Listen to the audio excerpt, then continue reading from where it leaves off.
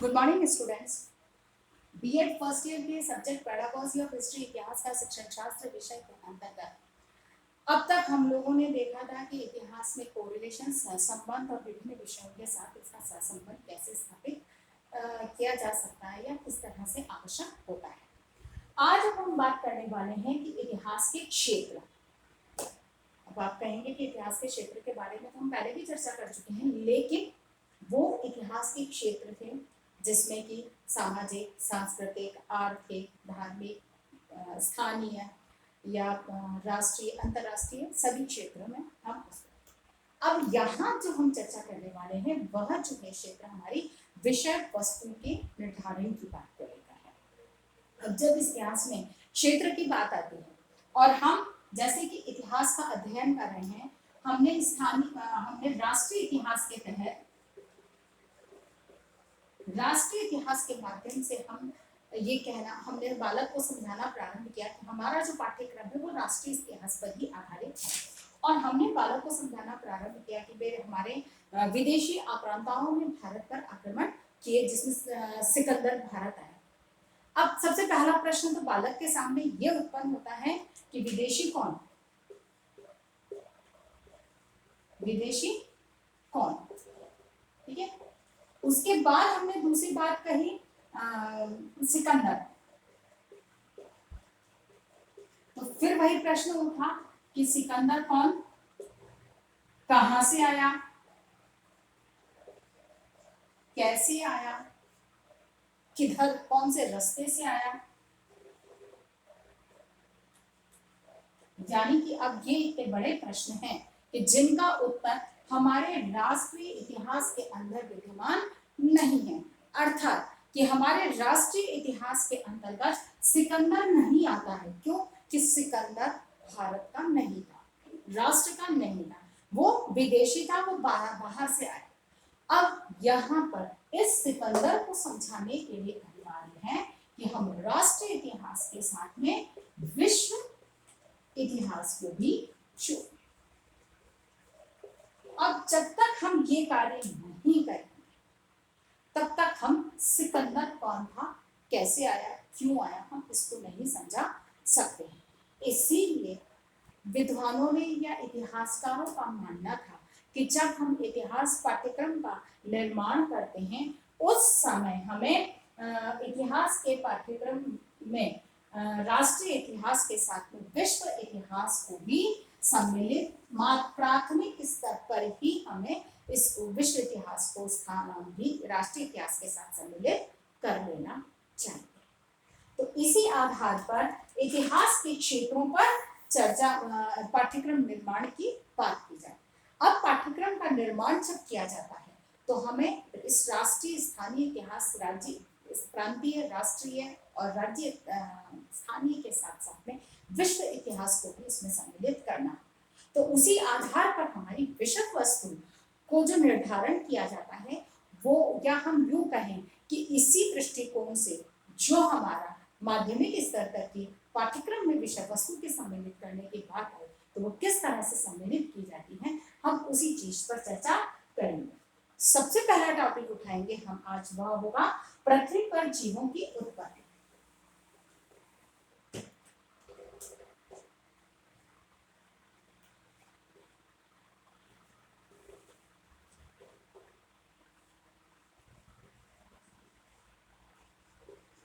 पृथ्वी पर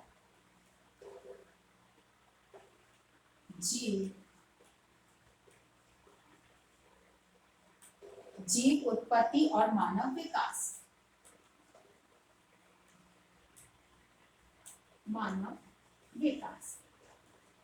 अब यहाँ पर समझिए कि यहाँ पर हमने अभी चर्चा की थी कि राष्ट्रीय के साथ में विश्व इतिहास को सम्मिलित करना होगा। अगर हम इस बात पे विचार करते हैं, पृथ्वी पर जीव की उत्पत्ति और मानव विकास, तो निश्चित है कि इस पे राष्ट्रीय के साथ में विश्व इतिहास जब तक सम्मिलित नहीं किया जाएगा तब तक हम इन दोनों बातों को नहीं समझ पाएंगे। यानी कि पृथ्वी पर जीवन की उत्पत्ति कैसे हुई और मानव का विकास कैसे हुआ, हम इस चीज को समझ नहीं पाएंगे। अब इतिहास के इन्हीं पक्षों को अपन उठाकर देखते हैं कि जीव की उत्पत्ति कैसे हुई। तो जीवन की उत्पत्ति कोई आज या कल नहीं हुई है, करोड़ों वर्षों अरबों वर्षों पहले इस पृथ्वी पर, चूंकि यह पृथ्वी एक धधकता हुआ गोला था जिसपे कि बहुत अधिक गर्मी थी, बहुत आग थी, वातावरण के साथ में धीरे धीरे इसमें ठंडक आनी प्रारंभ हुई, या यूं कहा जाए कि ये पृथ्वी ठंडी होने प्रारंभ हुई।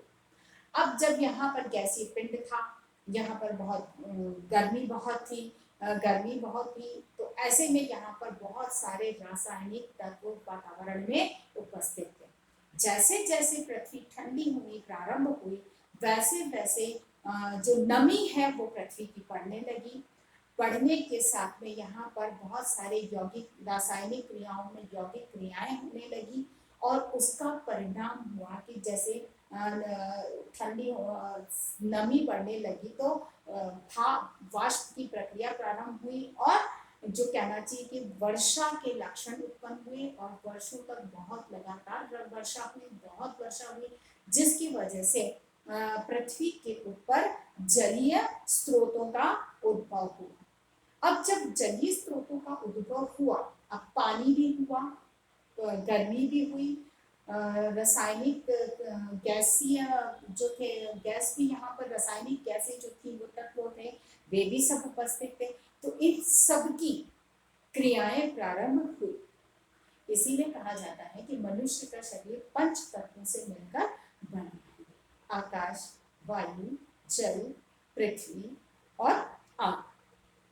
तो अब जब ये सारी चीजें हमारे सामने स्पष्ट रूप से दिखाई देती, जब इन सब का मिलन हुआ, आपस में क्रियाएं, यौगिक क्रियाएं होने लगी, क्रिया प्रतिक्रिया होने लगी, उसी से जीवों की उत्पत्ति प्रारंभ हुई। और माना ऐसे जाता है कि सर्वप्रथम जलीय जीवों की उत्पत्ति हुई थी। क्यों? कि जल का स्रोत या जल का जो प्रतिशत था वो बहुत अधिक मात्रा में यहाँ पर बन चुका था, और ऐसे में जो क्रियाएं हुई, रासायनिक और वातावरणीय आपस में क्रियाएं हुई, उनसे सबसे पहले जलीय जीवों में की उत्पत्ति हुई। जिस समय इसको अगर हम देखें तो हम इसको 5 श्रेणियों में, या मतलब बहुत सारी इसमें वैज्ञानिकों ने बहुत सारी श्रेणियों में इसको बांटा है, अलग अलग भागों में विभाजित किया है, और इसको यूं कहा जाए कि मतलब कई युगों में, अलग अलग इसको युगों में बांटकर और इसकी विकास की यात्रा को हमारे सामने प्रस्तुत करने का प्रयास किया है कि जीवों की उत्पत्ति और मानव का विकास किस तरह से हुआ, क्योंकि ये युगों की लंबी यात्रा है। तो सबसे पहला जो यहाँ पर जीवन की जो अवशेष मिलते हैं या उसके बारे में कहते हैं वो डिवोनियन युग।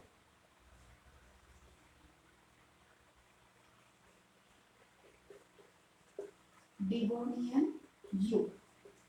अब इस युग में जो था वो था मतलब जलीय जीवों की उत्पत्ति हुई थी, जिसमें मछली, यानी कि ये कहा जाए कि पृथ्वी पर सबसे पहला जीव पृथ्वी मछली हो सकती है या मछली है, जैसा कि वैज्ञानिक लोग मानते हैं। तो डिवोनियन युग जो कि जलीय जीवों की उत्पत्ति का युग माना जाता है, जिसमें कि मछली सबसे पहला था। दूसरा जो यहाँ था वह था मध्य जीव या मिसोजोइक, मध्य जीव या मिसोजोइक, ठीक है ना। इसके अंदर ऐसा माना जाता है कि सरीसृपों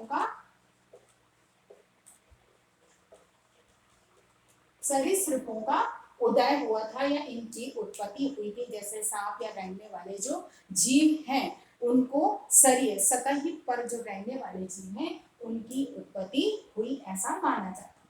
उसके बाद तीसरी अवस्था आती है जुरासिक, जिसको कि हम सभी जानते हैं।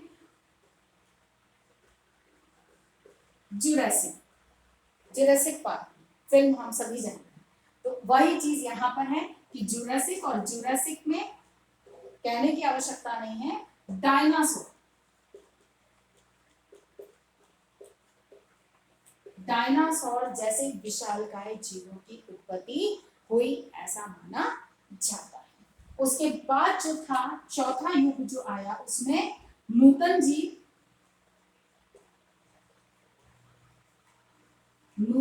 युग, जिसके अंतर्गत स्तनीय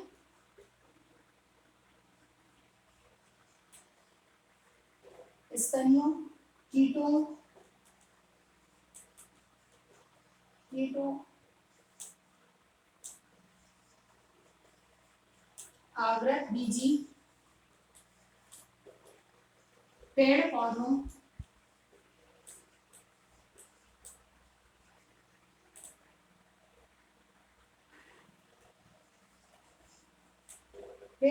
का उदय हुआ। यानी कि यहाँ पर ये मतलब स्तनीय कीटों और स्तनधारियों कीट आवृत के बीच यानी कि वनस्पति का भी उदय नूतन जीव में माना जाता है या नूतन जीवी युग में माना जाता है। पांचवा जो आता है प्लोयोसिन।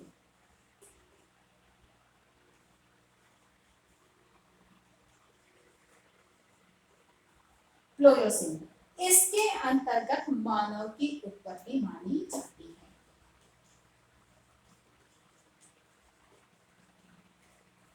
मानव की उत्पत्ति मानी जाती है जिसमें कि बंदर,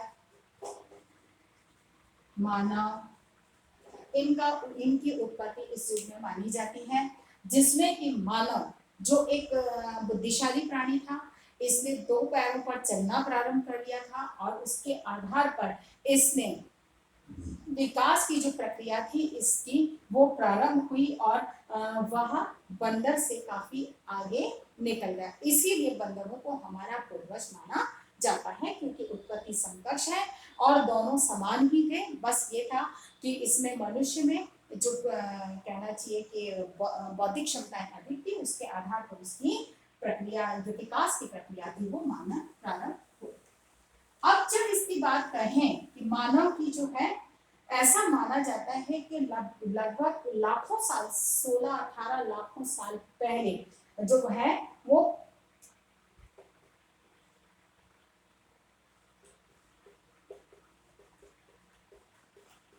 प्लीस्टोसीन युग, ठीक है ना, ये करीब 16 से 18 लाख वर्ष पूर्व का जो ये युग है जिसको कि प्रागे ऐतिहासिक मानव जाति का उदय माना जाता है।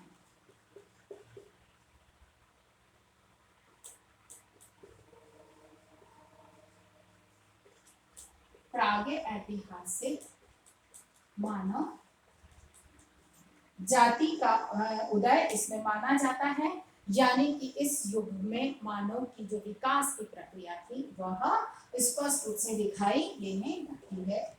समझ में आए? अगर इसी विकास यात्रा को हम समझें तो वो इस तरह से है कि मानव का विकास 2 मिलियन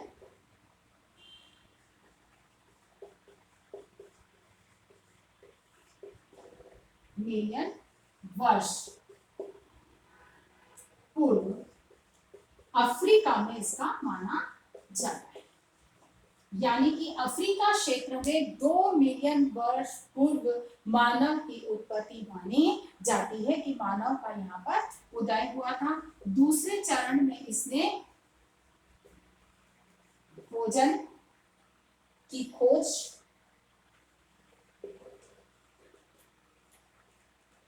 में अफ्रीका के सवाना क्षेत्र में प्रवेश किया।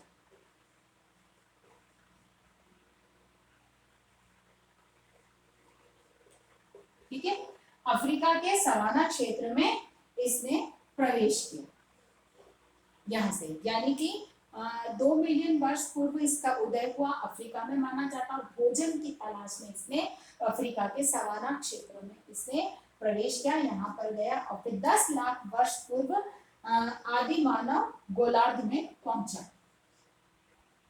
10 लाख वर्ष पूर्वी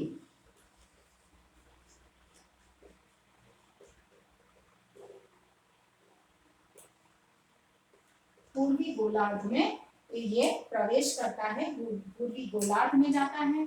फिर बाद में आता है नियंडर, नियंडर मानव ने आग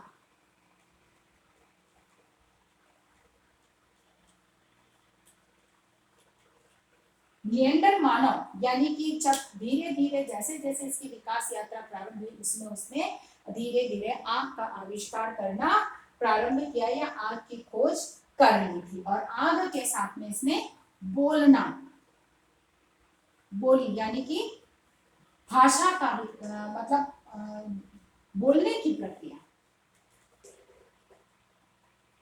बोलने की प्रक्रिया प्रारंभ कर दी। यानी कि यहाँ पर आते आते उसने जहाँ आग का आविष्कार किया वहीं पर भाषा, बोलियों की जो थी वो जैसे प्रारंभिक जो बोलियां थी उन बोलियों को उसने समझना शुरू किया, कम्युनिकेशन के लिए उसका उपयोग करना उसने प्रारंभ किया। फिर लगभग 40,000 वर्ष पूर्व वैज्ञानिक मानव का विकास हुआ।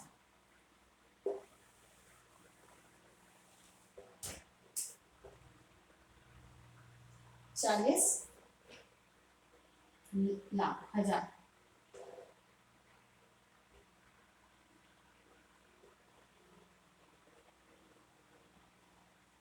40,000 वर्ष पूर्व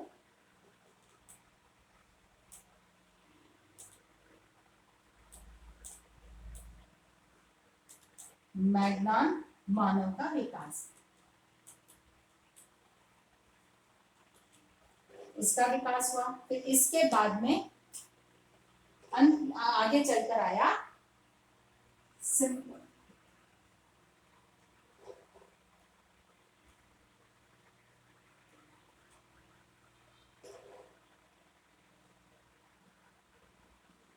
सैपियंस, आधुनिक मानव।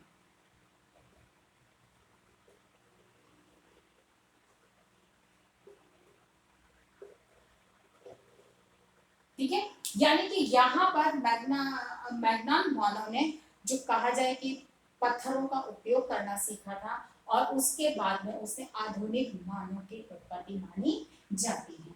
अर्थात कि यहाँ पर जो एक पृथ्वी पर जीव की उत्पत्ति का जो एक क्रम था उसके आधार पर हम कहें कि प्रारंभिक काल की जो मानव सभ्यता है उस मानव सभ्यता को हम पाषाण काल के नाम से जानते, क्योंकि उस समय उसने सबसे पहले पत्थरों का उपयोग करना प्रारंभ किया था। क्योंकि मानव ने शिकार अपने भोजन के लिए वह शिकार करता था, शिकार के लिए उसे किसी हथियार की आवश्यकता होती थी और उसे पत्थर से अच्छा हथियार उस समय कुछ समझ में नहीं आया, इसीलिए वो पत्थर का उपयोग करता था। पाषाण इसीलिए इसे पाषाण काल कहा जाता है। तो पाषाण काल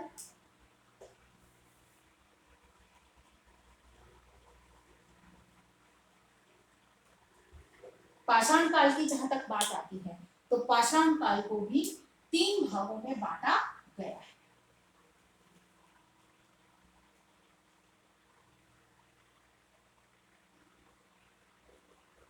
पूर्व पाषाण काल,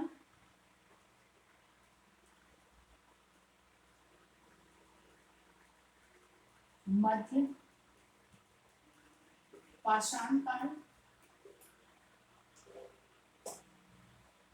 और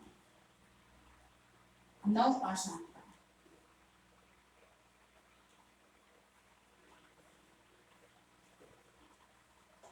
ठीक है ना। अब समझने की जो बात है वो आती है पूर्व पाषाण काल की, कि पूर्व पाषाण काल क्या, क्योंकि ये मानव की उत्पत्ति का प्रारंभिक काल था, उसी के आधार पर इसको भी 3 भागों में बांटा गया है। पूर्व पाषाण काल को भी 3 भागों में बांटा गया और अगर वर्षों की बात की जाए तो इनके काल को पूर्व पाषाण काल का जो है वर्ष 2.5 लाख ईसा पूर्व से लेकर और 10 लाख ईसा पूर्व का इसका वर्ष माना जाता है, 10,000 ईसा पूर्व का। फिर ये इसका जो काल माना जाता है वो 2.5 लाख से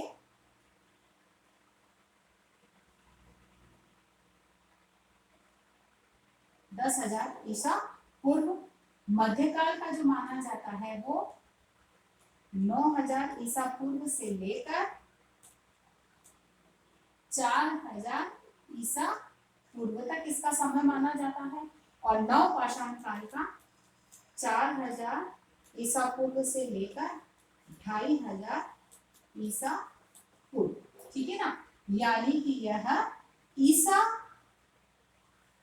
पूर्व की सभ्यता है, यानी कि ईसा मसीह के जन्म से पहले का जो काल है उस काल के आधार पर अगर इसको नाप तोल करते हैं तो पूर्व पाषाण काल 2.5 लाख वर्ष पूर्व प्रारंभ हुआ था, जिसको कि एक लंबी यात्रा मानी जाती है, जिसमें 2.5 लाख से लेकर 10,000 वर्ष ईसा पूर्व वर्ष तक इसका काल माना जाता है। अब जब इसके अंतर्गत इसको भी 3 भागों में बांटा गया है, वह है निम्न पूरा,